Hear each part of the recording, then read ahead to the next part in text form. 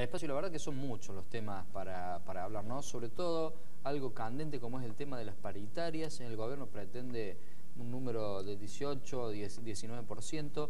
Los sindicatos, antes de sentarse a hablar de números, quieren recuperar lo perdido el año anterior, que no fueron pocos puntos, ¿no? Para nada.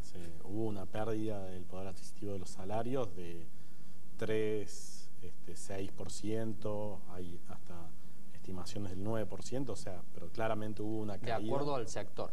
Claro, obviamente, de acuerdo al sector, ¿no? Pero pensando en estatales o en docentes, ha habido esa pérdida y obviamente que eso hace que sea difícil discutir paritarias cuando lo que se está planteando es que esa pérdida del poder adquisitivo quede para siempre, ¿no? Entonces, creo que ahí está un poco el problema que está teniendo el gobierno, bueno, y la ciudadanía en general, de que venimos de un 2016 que ha tenido una inflación alta, en donde los salarios le perdieron a la inflación, y el gobierno está queriendo este año lograr paritarias bajas, en donde probablemente si uno cerrara el 18% también le va a terminar perdiendo a la inflación. Entonces hay cosas que no cierran, ¿no? Seguramente que sí.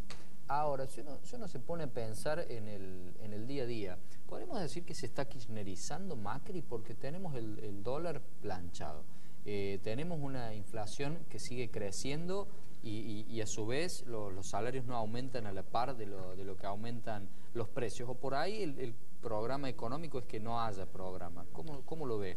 A ver, yo lo que creo es que digamos, desde el lado bueno, del actual gobierno y en la campaña, se minimizaron los problemas reales de la economía argentina, de la macroeconomía. O sea, los problemas eran graves, o sea, no era simplemente una cuestión de que Kicillof o que el equipo económico kirchnerista era, digamos, incompetente o que no sabía, no, y que entonces venían estos economistas y que se solucionaba todo, no.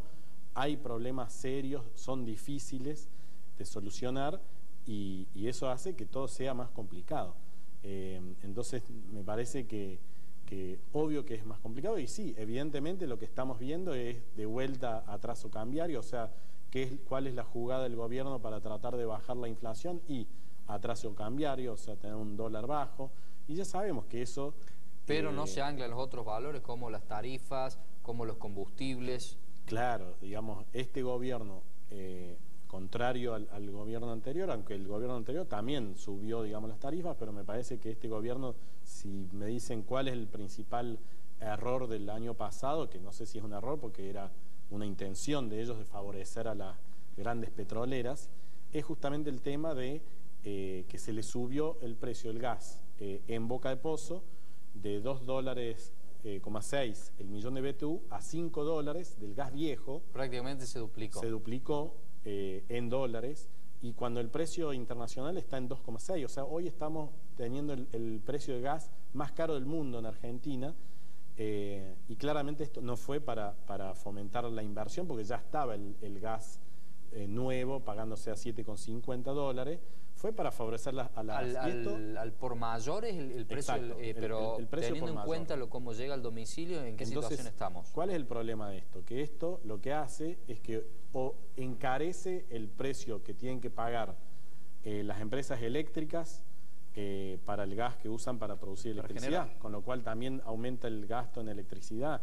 Eso también aumenta el combustible que se usa para transporte, aumenta el transporte. Ya sabemos que todos estos sectores son muy importantes y en definitiva lo que hace es que, claro, el gobierno para bajar los subsidios aumentó el año pasado mucho las tarifas, pero como al mismo tiempo también le subió el precio que le da a las empresas petroleras, no se achica el déficit. No se achica el déficit, no terminamos nunca de achicar el déficit. Entonces terminamos el año habiendo aumentado mucho las tarifas, pero igual con un déficit enorme, histórico, digamos, o por lo menos de los últimos 20, 30 años.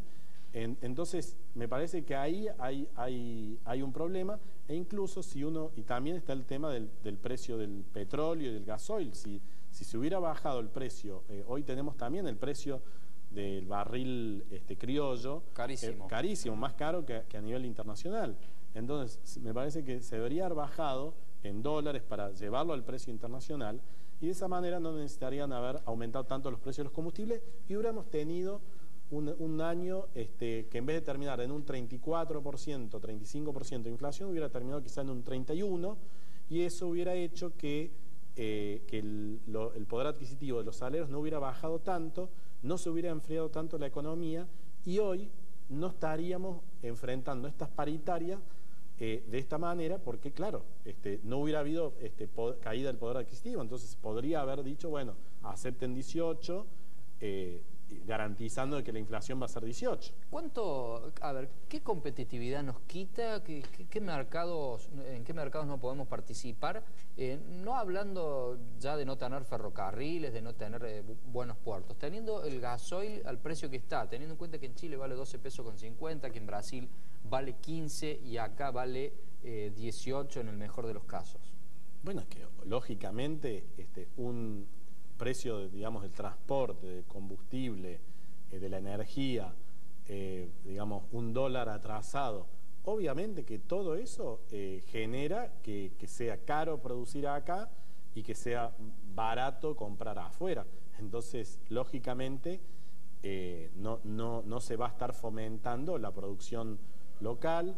Muchos sectores que podrían estar vendiendo afuera y que son competitivos y eficientes, se terminan volviendo caros, no porque ellos sean ineficientes, sino porque la macroeconomía argentina los lleva a ser caros, ¿no?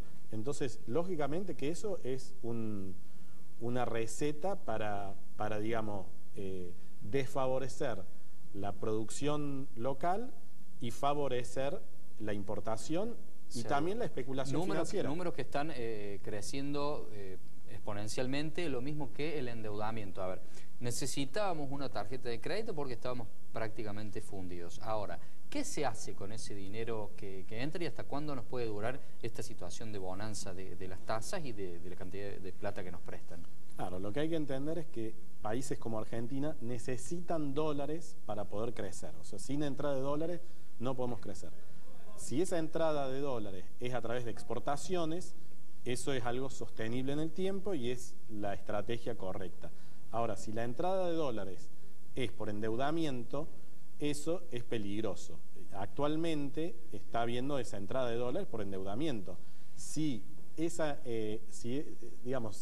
temporario y digamos, bueno, estos años lo hacemos con endeudamiento externo para arreglar todas estas cuestiones macroeconómicas y después poder volver, digamos, a tener superávit comercial y a que esos dólares sean por exportaciones, bueno, es una estrategia que puede ser válida. Ahora, si no se arreglan todas estas cosas, si se sigue perdiendo poder adquisitivo, digamos, competitividad para exportar y nos estamos endeudando, esto va a durar hasta que los inversores internacionales, digamos, digan, bueno, no, ya no le quiero prestar más a Argentina, y esto ya lo hemos vivido, digamos, cuando los inversores extranjeros dicen, no, ya no te quiero prestar o te presto, pero a unas tasas estrafalarias, eso corta el crecimiento y lleva a una crisis. Entonces, hoy no estamos en una situación de crisis, pero si esta tarjeta de crédito no la usamos bien,